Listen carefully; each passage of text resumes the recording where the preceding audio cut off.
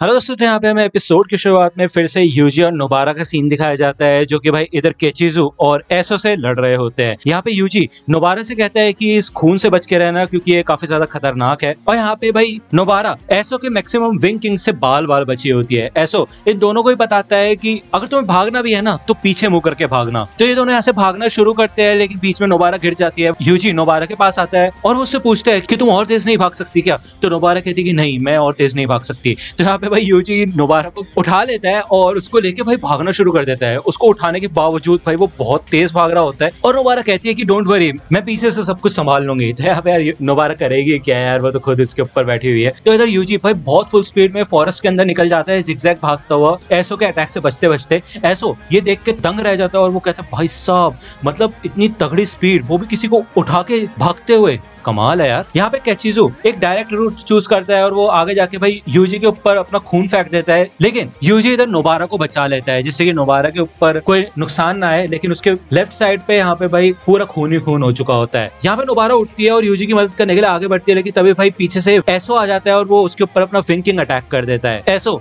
इधर इन दोनों first year से कहता है कि क्या बात है, तुम्हें पता है ये ब्लड तुम्हारे जख्मों से अंदर जाएगा और तुम्हारी मेम्ब्रेन्स में एब्जॉर्ब हो जाएगा। भले ही मेरे छोटे भाई केचिजू का खून इतना ज्यादा खतरनाक नहीं है, तो इसी वजह से यूजी तुम तकरीबन 15 मिनट और जिंदा रहोगे, लेकिन अगर बात करें नोबारा की तो वो बस 10 मिनट और जिंदा रहेगी और सुबह तक तुम्हारे शरीर पे मांस का एक भी टुकड़ा नहीं बचेगा और तुम कंकाल बन चुके होगे। यहाँ पे हमें पहले का सीन दिखाया जाता है और हमें बताया जाता है कि ये डेथ पेंटिंग वॉर्म्स बने कैसे थे। एक औरत थी जिसके साथ काफी एक्सपेरिमेंट्स हुआ करते थे और कर्स स्पिरिट के साथ उसे बच्चे पैदा करवाए जाते थे, और ये काम उसी टेम्पल में होता था जिसको नोरितोशी कामो कंट्रोल करता है। यहाँ पे उस औरत के ऊपर कई एक्सपेरिमेंट्स हुए, उसको 9 बार प्रेग्नेंट किया गया और साथ ही साथ 9 बार उसे अबॉर्ट भी किया गया, जिस वजह से यहाँ पे 9 डेथ पेंटिंग्स बनी। तकरीबन 150 सालों से ये डेथ पेंटिंग्स वहीं पे रखी हुई है और इनके पास एक दूसरे के अलावा और कोई भी नहीं है। तभी चोजो इधर एसो और केचिसु से यही कहता है कि हम तीनों भाई हैं और हम तीनों हमेशा एक दूसरे के साथ रहेंगे और एक दूसरे का हमेशा ख्याल रखेंगे, क्योंकि कर्स स्पिरिट्स ही हमारे दोस्त है और कोई नहीं, और हम सब भाई हैं। यहाँ पे नोबारा भाई एकदम से हंसने लग जाती है और वो अपना स्ट्रॉ डॉल टेक्निक रेजोनेंस का इस्तेमाल करती है और भाई अपनी हाथ पे कील मार लेती है। अब क्योंकि आपको पता है यार रेजोनेंस कैसे काम करता है, क्योंकि नोबारा के ऊपर एसो का खून है, इसी वजह से यहाँ पे वो नोबारा की बॉडी से कनेक्टेड है, इसलिए नोबारा अपने ऊपर हार्म करके भी एसो को नुकसान पहुंचा सकती है। तो वो कहती है कि क्या बात है, ये तो एक मुर्गे का खेल बन चुका है। तो ठीक है, फिर अगर कुछ ज्यादा दर्द हो रहा है तुम्हें तो अपनी टेक्निक को रिलीज कर दो, अगर इस दर्द को सह नहीं पा रहे तो, नहीं तो मैं ये दर्द बढ़ाती रहूंगी, मुझे कोई दिक्कत नहीं है। तो यहाँ पे ऐसा कहते हैं हद कर दी यार, ये इस बंदी की टेक्निक कैसी है जो कर्स यूजर के ऊपर उल्टा ही पड़ जाती है, इसके बारे में तो मैंने सोचा भी नहीं था। तो अब क्या करूं मैं, ये टेक्निक खत्म कर दूं, अपनी टेक्निक वापस ले लूं या फिर रहने दूं? यहाँ पे नोबारा मन में सोचती है कि यार ये तो सही है, रेजोनेंस टेक्निक मुझे पता था काम करेगी, लेकिन मैंने ये नहीं सोचा था कि ये केचिजो पे भी काम करेगी, उसके छोटे भाई पे। एसो यहाँ पे यही सोचते हैं कि फिर चाहे नोबारा कितने भी अटैक्स कर ले, हमें कितना भी दर्द दे रहे, लेकिन वो हमें जान से तो नहीं मार सकती। अंत में आके ये दोनों ही जान से मारे जाएंगे, क्योंकि डीके टेक्निक अभी भी चल रही है, जिससे कि ये दोनों हिल भी नहीं सकते। लेकिन यहाँ पे भाई यूजी तो हिलने लग जाता है और केचुजी के ऊपर अटैक करने के लिए जाता है। नोबारा मन में यही सोचती है कि भाई मैं नहीं हिल सकती, लेकिन यूजी सुकुना का वेसल है जो कि कर्सेस का राजा है, इस वजह से पॉइजन का यूजी के ऊपर कोई असर नहीं होता, इसलिए सिर्फ उसको दर्द ही दर्द महसूस होगा। और अगर यूजी को सिर्फ दर्द मिल रहा है तो वो कभी नहीं रुकेगा और हमेशा आगे बढ़ता रहेगा। यहाँ पे भाई यूजी केचुजू के ऊपर अपने कर्स पंचेस मारना शुरू कर देता है, जिससे कि केचुजू की बैंड बजना शुरू हो जाती है। यहाँ पे नोबारा और यूजी अपनी जगह बदल देते हैं और ऐसो इधर देखते हैं कि उसके छोटे भाई की इधर बैंड बज रही है और यूजी के अटैक के बाद उसकी हालत काफी ज्यादा बुरी हो चुकी है।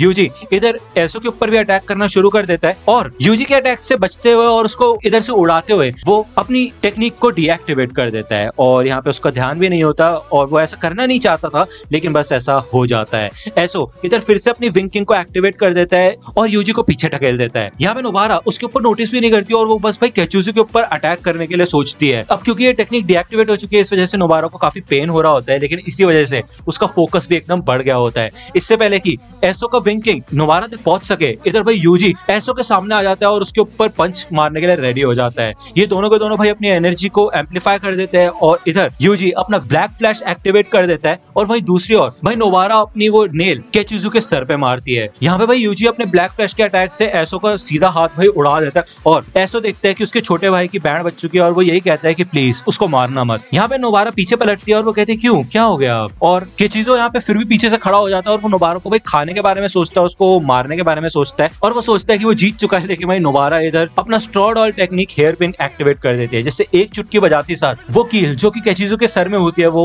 एक्सप्लोड कर जाती है, जिससे कि वो इमीडिएटली वहां पे मर जाता है। और नोबारा कहती है कि चिंता मत करो, मैं अभी तुम्हारे बड़े भाई को भी तुम्हारे पास ही भेज दूंगी। इधर यूजी एसो को खत्म करने के लिए आगे बढ़ता है, लेकिन इधर एसो रोने लग जाता है क्योंकि उसके छोटे भाई की यहाँ पे डेथ हो चुकी होती है। इससे भाई यूजी थोड़ा परेशान हो जाता है, क्योंकि आपको पता है यार यूजी थोड़ा इमोशनल टाइप है। नोबारा भी इधर रुक जाती है और वो ये देखती है कि यार केचिजू की बॉडी अभी तक गायब क्यों नहीं हुई है, क्या ये अभी भी जिंदा है, या फिर यहाँ पे ये दोनों के दोनों समझ जाते हैं कि ये डेथ पेंटिंग सिर्फ कर्सेस नहीं है बल्कि इंसान और कर्सेस का मिक्सचर है। तभी यहाँ पे टनल के अंदर से एक पिकअप ट्रक भागता हुआ आ रहा होता है भाई, और ये तो उनको उड़ा ही देता, ये बाल बाल बचते हैं। एसो इस ट्रक के ऊपर चढ़ जाता है और इनमें से एक आदमी को बंदी बना लेता है, और वो ड्राइवर से कहता है अगर तुमने ब्रेक दबाया ना तो तुम्हें मार डालूंगा मैं, समझे। इससे भाई यूजी उसका पीछा नहीं कर पाता। यहाँ पे इस डेथ पेंटिंग को ये लगता है कि ये हील कर जाएगा और उसके बाद आके नोबारा से जरूर बदला लेगा, लेकिन वो देखता है कि नोबारा इधर कुछ कर रही है। वो जो उसका टूटा हुआ हाथ पड़ा होता है जो यूजी ने तोड़ा होता है, वो उसके ऊपर अपनी स्ट्रॉ डॉल टेक्निक का इस्तेमाल करती है और रेजोनेंस को फिर से एक्टिवेट करती है, जिससे कि भाई एसो की छाती में से दो बड़े बड़े कील सी निकल जाती है और वहां पे उसकी बैंड बच जाती है। वो नीचे गिर जाता है ट्रक से और यूजी जल्दी से भाग के उसके पास आता है। यूजी उससे माफी मांगता है कि उसके छोटे भाई उन्होंने मार डाला है और वो रो रहा था इस वजह से, और एंड में आके वो एसो को खत्म कर देता है।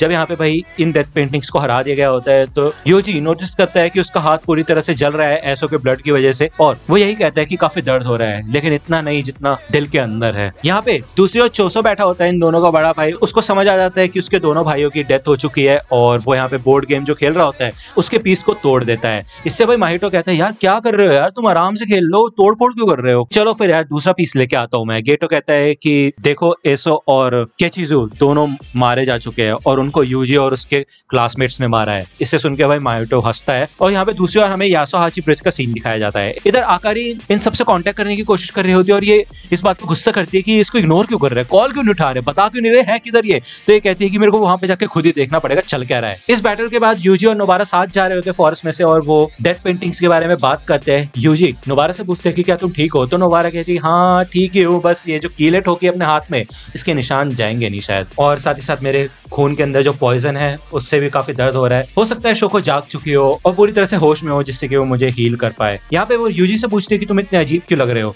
तो यूजी कहता है कि तुम बताओ तुमने पहली बार किसी इंसान को मारा है, तुमने जबकि सोचा था कि तुम उसे एक्सरसाइज कर रही हो, क्योंकि यूजी ने पहले ट्रांसफिगर्ड ह्यूमंस को मारा था। तो नोबारा कहती है कि नहीं मुझे इन सब चीजों से ऐसी कोई प्रॉब्लम नहीं है, क्योंकि हमें अपना काम तो करना ही है और मुझे ऐसा लगता है कि जुजुत्सु सॉर्सर के तौर पे ये सब करना जरूरी भी है। ये दोनों के दोनों यहाँ पे ब्रिज के पास आते हैं जहाँ पे भाई मेगुमी बेहोश पड़ा होता है, जिससे कि भाई ये दोनों काफी चिंतित हो जाते हैं और मेगुमी तब यहाँ पे जागता है और वो कहते हैं वाह तुम दोनों ठीक हो। ये देख के यूजी और नोबारा भी शांत हो जाते हैं और वो चिल्लाने लग जाते हैं मेगुमी के ऊपर और वो कहते हैं तुम ऐसे हमें डराया मत करो। यहाँ पे वो सुकुना की फिंगर लेके लेटा होता है और वो यही सोचता है कि भाई मतलब इसके साथ अब हमें करना क्या चाहिए। नोबारा इधर अकारी को कॉल करने की सोचती है और यूजी कहता है कि मैं इसको खा जाऊं क्या इस वाली फिंगर को, तो मेगुमी कहता है कि नहीं अभी हमें नहीं पता है कि तुम कितनी फिंगर्स हैंडल कर सकते हो। तो मेगुमी यही कहता है कि अभी हम में से सबसे ज्यादा ताकतवर तुम ही हो, इसलिए तुम इसको थोड़ी देर के लिए अपने पास रखो, ठीक है। देखिए भाई सुकुना यूजी के हाथ पे एक मुंह बना लेता है और वो फिंगर खा जाता है भाई, और वो फिंगर गायब। ये दोनों शौक में खड़े होते हैं और वो कहते हैं क्या कर रहे हो तुम,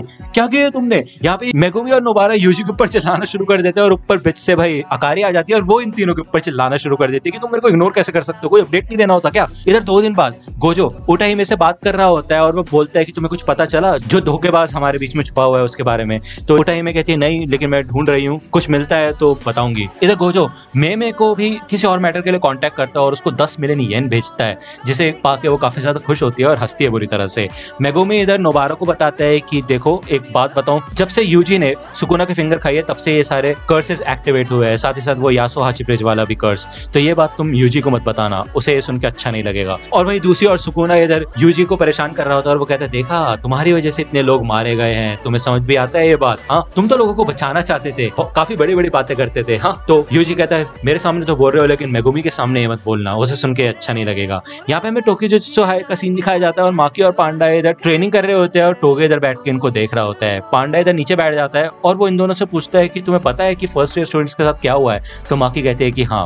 यहाँ पे वो फिर से खड़ी हो जाती है और वो कहती है चलो फिर अभी हमें और ताकतवर बनना है। तो पांडा कहता है हाँ बिल्कुल ठीक कह रहे हो। यहाँ पे भाई वो पांडा के ऊपर अटैक कर देते हैं और पांडा कहते हैं क्या तुम अभी की बात कर रही थी क्या। इधर टोडो और मे में क्योटो हाई प्रिंसिपल के पास आते हैं, गाकुकान जी के पास, और वो इनको बताता है कि स्पेशल ग्रेड्स काफी अलग कर्सेस होते हैं और जुजुत्सु सॉर्सर्स के तौर पे ग्रेड 1 के सॉर्सर्स अभी हमारे सबसे ताकतवर सॉर्सर्स हैं। एक मिशन में जितना ज्यादा खतरा खतरा होता है उससे निपटना किसी छोटे रैंक वाले सॉर्सर के बस के का काम नहीं है, यहाँ तक कि सेमी ग्रेड 1 के भी नहीं। तो यहाँ पे गाकुगान जी टोडो और मे से पूछता है कि तुम स्टूडेंट्स को रिकमेंड करना चाहते हो जो कि ग्रेड 1 के सॉर्सर बन सकते हैं। तो ये दोनों के दोनों भाई यूजी, मेगुमी, नोबारा, माकी और पांडा को ग्रेड 1 का सॉर्सर में प्रमोट करने के लिए कहते हैं। इधर यूजी नोबारा और मेगुमी के साथ शॉपिंग करने के लिए आया होता है और उसने हाथ में सामान पकड़ रखा होता है और वो गलती से भाई कुछ नीचे गिरा देता है। इससे नोबारा चिढ़ जाती है और वो कहती है देखो अगर तुमने कुछ भी नीचे गिराया ना तो मैं तुम्हें छोड़ूंगी नहीं। यहाँ पे यूजी भाई नोबारा से माफी मांगने लग जाता है क्योंकि वो कुछ गिरा देता है और ये दोनों भाई सड़क पे हल्ला उल्ला करने लग जाते हैं। मेगुमी तो पीछे पलट जाता है, उसको शर्मनाक फील हो रहा होता है और वो ये कहता है कि भाई मैं तो इन लोगों के साथ ही नहीं हूँ। तभी उसको गोजो का कॉल आता है और वो नोबारा और यूजी से कहता है कि चलो फिर अब हमें गोजो से मिलने जाना है। उसने कहा है कि ये एक टॉप सीक्रेट मिशन है। तो नोबारा और यूजी यही कहते हैं कि वैसे देखा जाए तो गोजो हर मिशन को यही कहता है कि वो एक टॉप सीक्रेट मिशन है। तो दोस्तों यहाँ पे जुजुत्सु काइसेन खत्म होती है और इसके बाद यहाँ पे सेकंड सीजन का आपको थोड़ा वेट करना पड़ेगा, है ना। इसकी जुजुत्सु काइसेन 0 नाम की एक मूवी भी है जिसकी अभी अच्छी क्लैरिटी नहीं है, देखते हैं हम उसके ऊपर एक्सप्लेनेशन लाते हैं या नहीं, कमेंट सेक्शन में बताना। साथ ही साथ अगर बात करें नेक्स्ट एनिमे की, हम कौन सी एनिमे करने वाले हैं तो नीचे कमेंट्स में बता सकते हो। वैसे तो मैंने सोच रखा है कि मैं टोक्यो रेवेंजर्स करूंगा या फिर देखता हूँ कोई अच्छी सी एनिमे कोई मिल जाए पॉपुलर सी जिसके बारे में अभी तक आपको पता ना चला हो, लेकिन देखते हैं यार, मैं बता दूंगा आपको, मैं शुरू कर दूंगा जस्ट एकदम से, है ना। और मुझे बताना यार आपको जुजुत्सु काइसेन कैसा लगा, आपको बेटर लगा, आपको लगता है कि ये नारुतो जैसा है या फिर नहीं, ये सब आप मेरे को कमेंट सेक्शन में बता सकते हो। तो दोस्तों आज की वीडियो के लिए सिर्फ इतना ही। आई होप कि आपको ये वीडियो पसंद आई होगी। अगर आपको ये वीडियो पसंद आई हो तो प्लीज लाइक कीजिए, अपने दोस्तों के साथ शेयर कीजिए और मेरे चैनल को सब्सक्राइब करना मत भूलिएगा। और अगर आप मुझे कांटेक्ट करना चाहते हैं तो आप मुझे इंस्टाग्राम पे कांटेक्ट कर सकते हैं, मेरे पेज की लिंक आपको डिस्क्रिप्शन में मिल जाएगी। मिलता हूँ आपसे अगले वीडियो में, तब तक के लिए गुड बाय।